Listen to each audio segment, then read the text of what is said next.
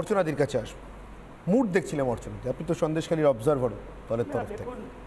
21-এর ভোটে বাংলা মেয়েকে চায় বলে বাংলার মানুষ যেভাবে হাঁসখালি থেকে সন্দেশখালী দেখলো, বাংলার মানুষ যেভাবে শাহজাহান থেকে শওকতদের দেখলো, সেই জায়গায় দাঁড়িয়ে আমি বলতে পারি বাংলার মানুষ রাতের অন্ধকারে ঘুমোচ্ছেন, দরজায় কড়া নাড়লো, শাহজাহান শওকত কড়া নাড়লো, অথবা শুভেন্দু সুকান্তরা কড়া নাড়লো।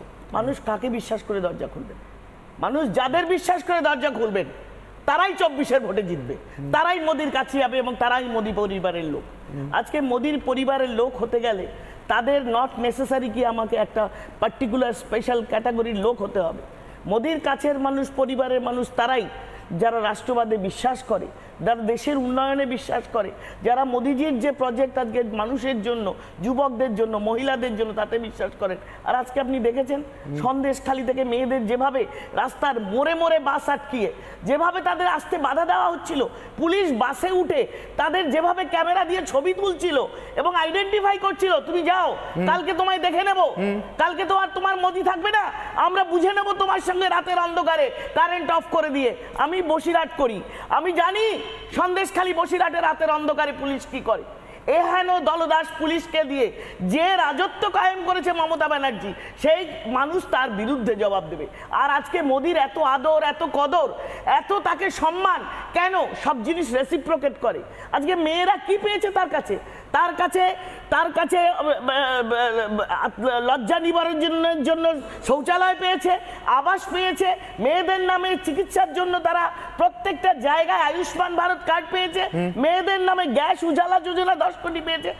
পুরো সমাজের ইনফ্রাস্ট্রাকচার দেবে, মানুষ উন্নয়নের পথে, রাষ্ট্রকে এগিয়ে নিয়ে যাওয়ার পথে দেবে না চোর, ডাকাত, গুন্ডা, যাদের নামে শত শত পুরো ডিপার্টমেন্ট আজকে জেলের ভেতরে, শিক্ষা দপ্তর, তাদের বিশ্বাস করে আবার ভোট দেবে। সুতরাং ভোট তাদের করাতে হবে পুলিশকে দিয়ে, গুন্ডাকে দিয়ে। আর সেই জন্য আজকে শাহজাহানের এত কদর।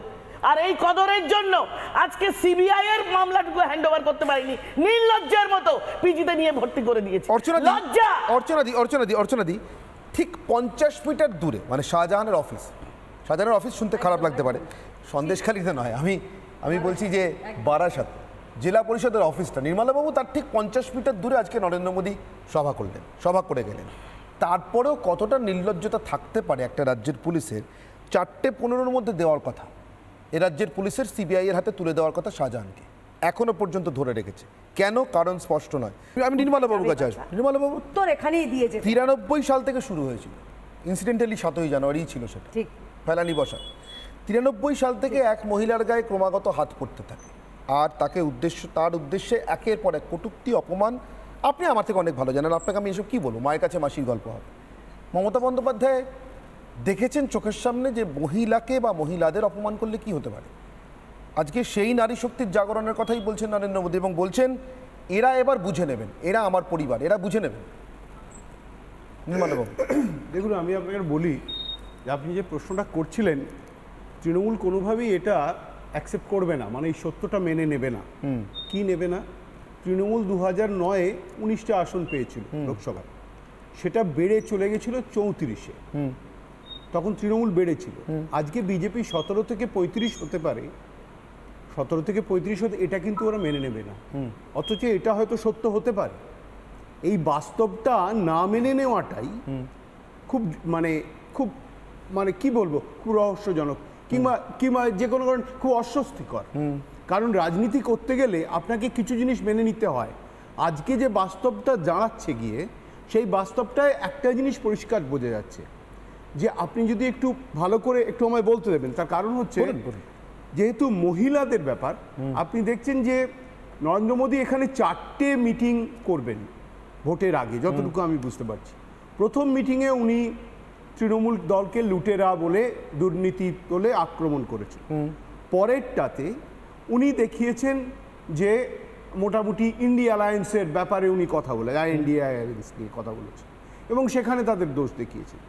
এবারে বারাসাতে যেটা, উনি মহিলাদের বিষয় নিয়ে বেশি করে আলোচনা করেছেন এবং আমার ধারণা লাস্ট যেটা করবেন সেটা বোধহয় সিএ নিয়ে কথাবার্তা বলবেন, যেটা শিলিগুড়িতে গিয়ে বলবেন। এটা আমার সাংবাদিক হিসেবে আমার ধারণা। মহিলা ভোট পশ্চিমবঙ্গে 49%। এই যে মহিলা ভোটটা, এই মহিলা ভোটে দেখা যাচ্ছে যে মমতা বন্দ্যোপাধ্যায়ের ক্ষেত্রে এই মহিলা ভোটটা বেড়েছে মাত্র 3% 2019 থেকে 2021-এর মধ্যে, আর পুরুষদের ক্ষেত্রে সেটা বেড়েছে প্রায় 6%। কিন্তু মহিলা ভোটটা এখন যেটা দাঁড়ালো, তাহলে মমতা বন্দ্যোপাধ্যায়ের যদি 50% ভোট হয়ে গিয়ে থাকে মহিলা ভোটে, তার মানে 24%। নরেন্দ্র মোদী ঠিক ওই জায়গাটাতেই পাখির চোখ করছেন। নরেন্দ্র মোদীর কাছে কিন্তু পাখির চোখ 4টে, আর মমতা বন্দ্যোপাধ্যায়ের কাছে পাখির চোখ 2টো। নরেন্দ্র মোদীর কাছে পাখির চোখ কি কি? একটা মহিলা, একটা তরুণ যুব সমাজ, একটা কৃষক, আর লাস্ট সেটা হচ্ছে অনগ্রসর শ্রেণী। মমতা বন্দ্যোপাধ্যায়ের কাছে পাখির চোখ 2টো, একটা কি মহিলা আর একটা সংখ্যালঘু। সুতরাং এইখানে একটা কোয়ালিটেটিভ ডিফারেন্স দুজনের মধ্যে আছে। কিন্তু যেটা দেখা যাচ্ছে যে সংখ্যালঘু ভোটটা এমনভাবে স্প্রেড করা আছে, এই সংখ্যালঘু ভোটের ব্যাপারেও নরেন্দ্র মোদী কথা বলেছেন ওই ভোটটা থাকবে না। কারণ বেশিরভাগ ক্ষেত্রেই দেখা গেছে যে আমাদের এখানে 12টা যে লোকসভা আসন আছে, তার মধ্যে 7টা হচ্ছে 12টা লোকসভা আসনের মধ্যে সংখ্যালঘু আসন হচ্ছে 12টা, 42টার মধ্যে খুব নিবিড়ভাবে 12টা। তার মধ্যে মমতা অলরেডি 7টা জিতে আছে, কিন্তু নরেন্দ্র মোদী এখন একেবারে কনফার্ম সেখানেও ভাঙন ধরবে।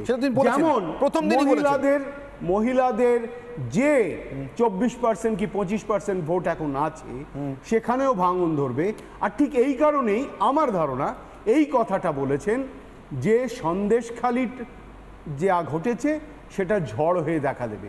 যদি মহিলা ভোট সরতে থাকে এবং সংখ্যালঘু ভোট মমতার কাছ থেকে সরতে থাকে, এটা একেবারে স্পেকুলেশনের ব্যাপার। এই দুটো যদি হয় তাহলে নিশ্চিতভাবে আমার মনে হয় না 17 থেকে 35-এ পৌঁছানো খুব অবাস্তব কিছু চিন্তা, যেমন 19 থেকে 34-এ মমতা পৌঁছেছিলেন। সুতরাং একদম উনি কারেক্ট জায়গাটা ধরছেন বলে আমার ধারণা অন্তত।